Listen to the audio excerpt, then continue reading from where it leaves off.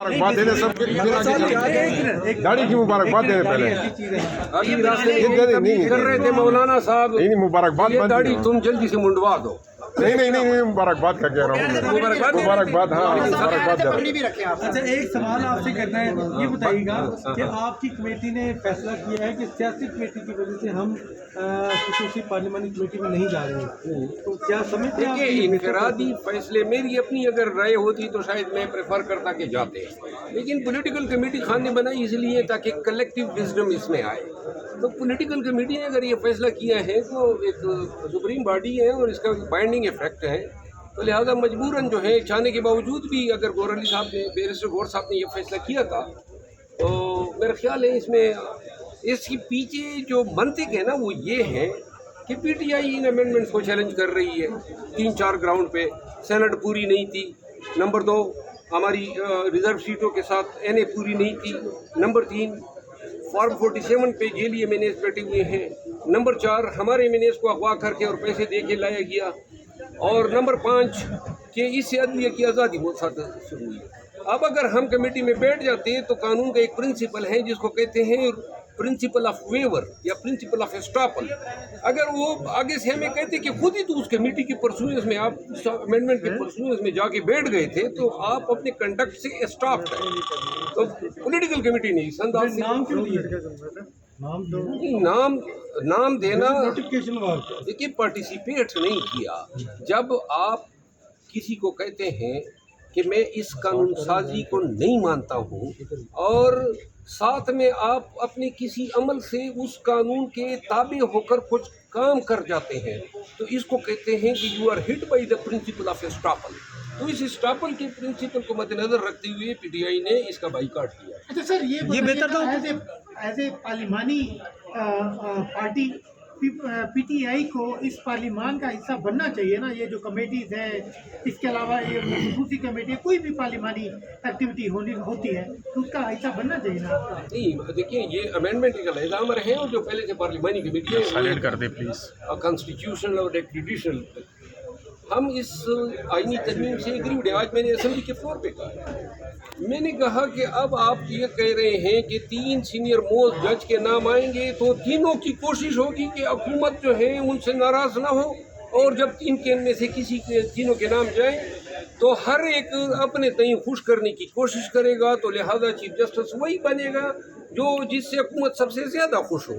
اس کا مطلب یہ ہے کہ عدلیہ کی وہ آزادی کی سہپاری نہ بن گئی. تو لہٰذا اس امینڈمنٹ کا سب سے مولک پہلو یہ ہے جب عدلیہ آزاد نہیں ہوگی, جب عدلیہ ڈیپینڈنٹ ہوگی ایگزیکٹو پہ, جب عدلیہ کے جج صاحبان یہ سوچ کے اپنے افعال اور اپنے فیصلے کریں گے کہ کہیں ہمارے کسی فیصلے سے حکومت وقت ناراض نہ ہو, تو لہٰذا اور سپریم کورٹ کو چلانے والے کون ہیں؟ وہی 3 جج ہیں نا جو سینئر موسٹ ہوتے ہیں, جو بینچز کی کانسٹیٹیوشن کرتے ہیں, اور انہی کو آپ نے تابع بنا دیا ہے. اس آئینی امینڈمنٹ کا یہ بڑا مہلک پہلو ہے. منتخب نمائندوں کو گھر بھیجنا, منتخب نمائندوں کو گھر بھیجنا بھی سپریم کورٹ کا کام نہیں ہے. جس طرح انہوں نے یوسف گیلانی کو بھیجا, میاں نواز شریف کو گھر بھیجا, تو انہوں نے تو خود چھاپ لگائی نا سپریم کورٹ نے کہ یہ سپریم کورٹ نے کوئی تاریخ میں ہی کوئی اچھا کام نہیں کیا. یہ آپ کی بات درست ہے, گیلانی صاحب کو کیوں بھیجے؟ اور جتنے بھی یہ پارلیمنٹیرین کو جناب توہین عدالت ہیں اور آپ گھر گئے, سپریم کورٹ میں افتخار چودھری جیسے, ثاقب نثار جیسے, ڈوگر جیسے, حتیٰ کہ بندیال جیسے ایسے لوگ آئے جو بڑے چھوٹے انسان تھے, بڑے اعلیٰ مرتبے پہ بیٹھ گئے. قاضی فائز عیسیٰ جو ہیں انہوں نے تو ایک نئی تاریخ رقم کر دی ہے ناانصافی کی, اور جسٹس منیر کا نام لیا جاتا تھا, آئندہ آنے والے 100 سالوں میں قاضی فائز عیسیٰ کا نام لیا جائے گا کہ ایک وقت ان کا بھی تھا جب پاکستان میں ناانصافی کا دورہ تھا. اور افسوس کی بات ہے کہ قاضی فائز عیسیٰ صاحب کے فیصلوں سے آج سپریم کورٹ 2 لخت ہوئی ہے, عدالت کے اندر نئی عدالت بنی ہے.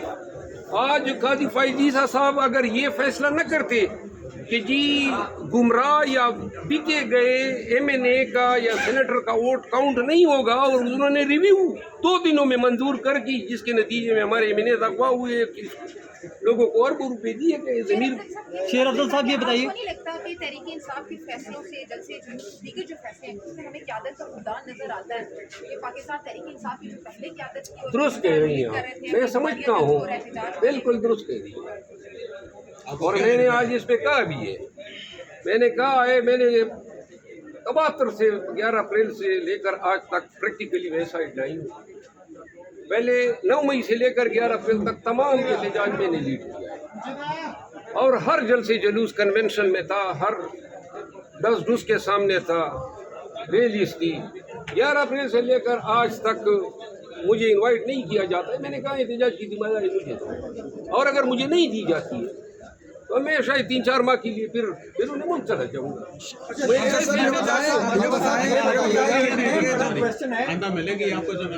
اگر دیتے ہیں کیوں مستفید نہیں ہوتے ہیں؟ کون سی میری کمپلشن ہے؟ نہ میرے کاروبار ہے، نہ میرے پلازے ہیں کہ یہ گرا دیں فیملی کو۔ پھر انہیں ملک منتقل کیا ہوا ہے، اکیلا جو ہے پھر رہا ہوں، وہ ہم کہتے ہیں نا ہم غلام نہیں۔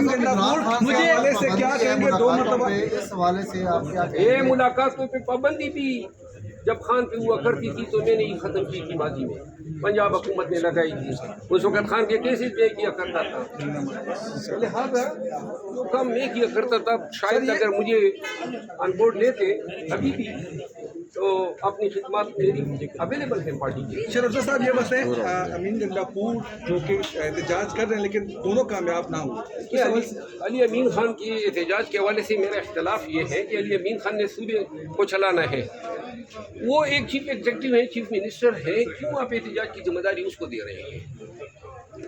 ہم جیسے لوگ موجود ہیں نا میدان میں احتجاج کرنے کے لیے، مار کھانے کے لیے، وہ جب احتجاج کرتا ہے الزام اس پہ لگتا ہے اس کی حکومت پہ کہ وسائل استعمال کیے، صوبہ مرکز پہ چڑھ دوڑا، یہ ہو گیا وہ ہو گیا۔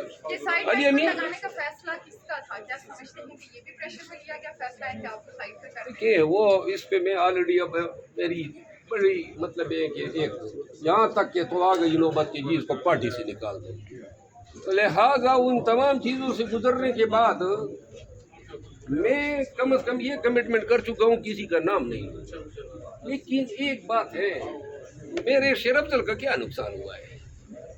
نقصان تو پارٹی کا ہو رہا ہے نا، نقصان تو پارٹی کا ہو رہا ہے نا۔ آج بھی آپ پاکستانی عوام کو میرا نام بتا دیں، میرے ساتھ لاکھوں لوگ نکلتے ہیں اور ڈیمانڈ بھی کر رہے ہیں، تو کیا چیز مائل ہے؟ خان نے میرے ساتھ وعدہ کیا جب احتجاج کمیٹی بناتے ہیں، لیکن اس نے کہا کہ پارٹی والے کہتے ہیں کیا تم کریڈٹ لے جاؤ، تو بھائی کریڈٹ ہر ایک لے جائیں، جو مارک آئے گا اس کو کریڈٹ ملے گا، لیکن جب کریڈٹ مجھے ملا تھا 9 مئی کے بعد اس وقت تو کوئی تھا ہی نہیں کریڈٹ لینے کے لیے، تو لہٰذا